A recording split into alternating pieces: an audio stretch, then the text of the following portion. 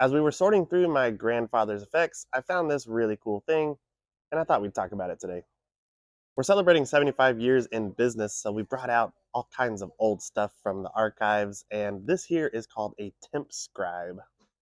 So this is a type of apparatus called a chart recorder, and there are lots of different chart recorders, including seismographs and polygraphs. But this one, the TempScribe by Bacharach, is actually meant to record temperature over a 24-hour period of time. We use these in greenhouses to see overnight how cold it got or how hot it got throughout the day, just to make sure that we were running our heaters correctly in those greenhouses.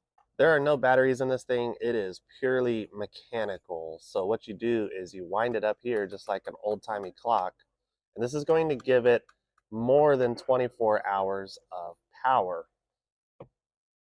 And it will start rotating very, very slowly as it takes 24 hours to do a full rotation. And actually, as you rotate that or wind the clock, it also moves this because you have to position it at approximately the time you are starting. Unfortunately, there are 2 hours in between each click, so it makes it a little bit harder to get this thing right whenever you're setting it up. As that spring slowly unwinds, it drags itself across this pin, which will then chart where the temperature is because this arm rotates left and right depending on the temperature. And after 24 hours, you'd open it up and you're left with a graph of where the temperature was at the different times of the day. And you can see how hot or cold it got. And then you replace a new disc of paper each day as part of your maintenance.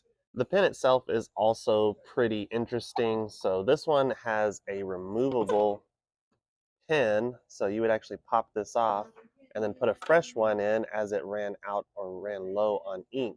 The older models, I'll set that back in a minute, the older models actually used an inkwell, so the pin was permanent, and this little slot here was actually made to keep a little bottle of red ink that you would refill that pin with. These types of graphing devices have largely been replaced by digital counterparts now, although there are still some industries that use things like this. Anyway, just thought this was a fun little piece of history you may want to know about.